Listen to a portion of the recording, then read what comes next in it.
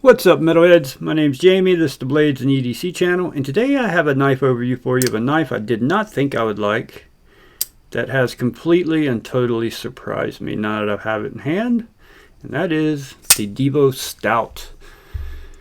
And I didn't order this knife because, this has not, my opinion has not changed on this. Aesthetically, it's just not my thing. I just never liked the look of it. It wasn't for me aesthetically. And it still isn't. It's but I will say that the ergos have surprised me. I didn't think it would have good ergos either. Looking at the handle shape and everything, it reminded me of like a Buck 110 almost. The handle shape and everything. It just didn't look like it would be very ergonomic, and I wasn't crazy about all this up here. But now that I've got it in hand, back here it feels really good in hand. I do think the addition of jimping just from here to here would benefit this knife. For this grip, it would definitely benefit it. But right here, this little cutout, when you choke up to this forward finger choil, my thumb lands there perfectly. And with the way it's cut out, you don't even need jimping there because I can't really stretch my thumb out. And you got this little lip right here, this little notch that kind of locks my thumb in there. So ergo surprised me, but what really surprised me is this. The action on this knife is ridiculous. And I want to know, I've got a question. If any other knife makers out there watch this, don't get offended. Or knife designers, I should say, don't get offended. But how does a left-handed guy who, if you pay him money, he'll wave a ball sack around in front of your face, make a knife for right-handed people, and its action's better? It's got the best action of any knife I think I've ever felt. It really does. And I don't say that lightly, because I don't like the way this knife looks. But the action is stupid good. It is so good for the thumb or the reverse. It's perfection. It really is. And when I first opened this box and I deployed it and dropped the blade the first time, I immediately did this. I thought for sure the pivot was loose. It's just so free. The blade is so free right here. I mean, it's literally, see that? I thought the pivot was loose. The pivot is not loose, and the blade is dead centered. I'm just kind of shocked, honestly. I'm still kind of shocked. I've had it for about a week now. Thank you to Cue Ball, by the way, for sending this in. I really appreciate it. Yeah, it's kind of shocking to me that a guy's first knife design turns out this good, and it's so much better than... And this is OEM by QSP, right? The action of this knife puts the Nimble X to shame. It literally puts the Nimble X to shame. There's no comparison. You wouldn't even think it was made by the same company. Just night and day difference in action. Detent's so much better on this, and the drop action's just, it's ridiculous.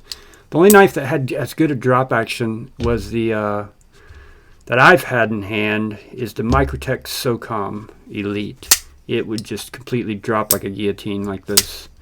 Actually, the Tucson TS301 I just gave away was pretty close, but not quite this good. Just nailed it, man. Lefty, if you happen to watch this, good job, dude. Good job. I hope your follow-up, because I love the look of the buzz. Now, that's up my alley aesthetically, so I really hope the buzz has this action. I don't know if QSP is OEM in the buzz also, but I hope so, and I hope they do this again, and that you insist on your prototypes you get this same action on the buzz, because I love the look of it, and if it has this action, man, you've got in my department, you've got a home run. Action-wise with this knife, you've already got a home run.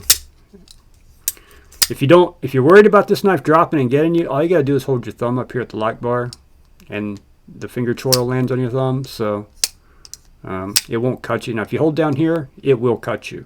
If you press the lock bar down here, you will get cut if you keep your finger there, so don't do that. I like to play knife roulette with this knife, though.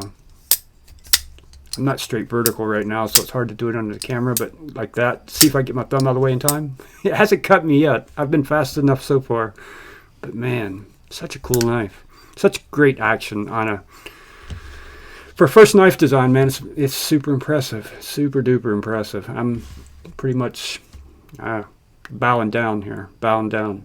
Please make the buzz have this action, is all I can say. Let me give you some size comparisons. Actually, let me give you the specs, then I'll give you some size comparisons. Blade length is 3.3 inches. Cutting edge is less than that though. I'm going to measure that in a minute because finger choil takes a lot. I'd say the cutting edge is probably around 3 inches. Blade thickness is 140 thousandths. Handle length is 4.34 inches. It's 20 CV blade steel, 3.8 ounces. This is the copper infused carbon fiber scales. There's aluminum infused carbon fiber scales and a couple different micartas you can get on this. This one is $300. I think the micartas are like $280. I think these are all sold out, but I believe Blue Creek Knives had some of the aluminum carbon fiber in. I don't know if they sold them all yet or not, but check their website.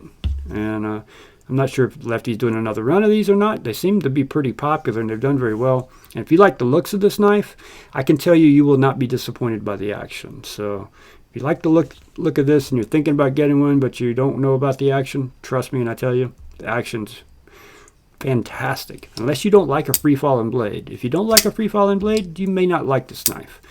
I know some people don't like that. And it's possible you could tighten the pivot up or adjust the detent or the lock bar liner. And this is a Boltster lock, but maybe, I don't know. You could probably adjust it, but I don't know if you could or not and make it function properly. But yeah, all of them I've seen videos on do this. All of them do. I mean, it's just completely free falling. This still has stock bearings in it. They're single row bearings. And yeah, fantastic. All right, I'll give you some size comparisons real quick. We'll do the regulars first. Benchmade bug out. Almost identical in length to the bug out, but quite a bit thicker than the bug out. Bug out's pretty thin though. The QSP Penguin. So got some length on the Penguin. Thickness wise, it's just a little bit thicker than a Penguin, not by much. Millimeter maybe, or 2. Almost the exact same thickness, just a hair thicker than a Penguin. How about the Wee Banter? So quite a bit of length on the banner. Here's the Dimco 80 20.5. They're going to be very similar in size. A little bit thicker than the 20.5, but not by much. Yeah, not by too much, just a little thicker. And a little bit longer than 80 20.5. Similar blade shapes. This up here is one of the aesthetics that didn't do it for me, and the shape of the handle not having any, didn't look like it was going to be ergonomic to me. Surprisingly, it's got pretty good ergos though. Here's the Spyderco Shaman. So quite a bit smaller than a Shaman. The 80 20.5 is a really good comparison for that for this knife. They're almost identical in size. Here's a tactile Rockwall.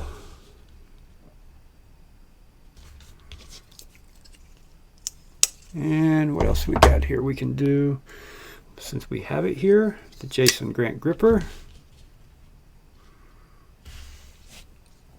And we will go ahead and do the Vist variant PE2. Another QSP knife. So it's a full scale thickness, thicker than the PE2. But I think that assists in the ergos, honestly, it being thicker, because this has no contouring on it. Excuse me. Generally, that's a problem for me, but the way this cutout works for me, you guys know if you've been here, my middle finger here is the one that gives me the most problems with my arthritis. That cutout lands right there where my middle finger is. It makes this quite ergonomic for me, and this sway back works real well. So when I looked at this knife, and there are other knives that are so thin that they don't do that. They have to bend my knuckle too much, and it hurts. So when I saw that this had no contouring, one of the things I thought to myself was, I'm probably not going to like the ergonomics on it. And they're actually surprisingly good. I think that has a lot to do with how thick it is this way. I don't know. Let's measure that real quick. I think that plays a big role in why it's more comfortable than I thought it would be.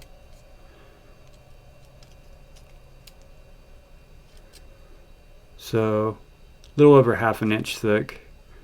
Just a hair over ½ an inch thick. So it's actually quite comfortable. And honestly, the action makes up for anything aesthetics. If you just want to play with a knife and fidget with it, you're not going to get much better than this. Granted, you've only got the thumb and the reverse flick, but the thumb and reverse flick is as good as you're going to get, in my opinion. So, yeah, great job. Great job. All right, guys, if you enjoyed the video, hit that like button for me. If you're new, consider subscribing, and I will see you guys on the next one.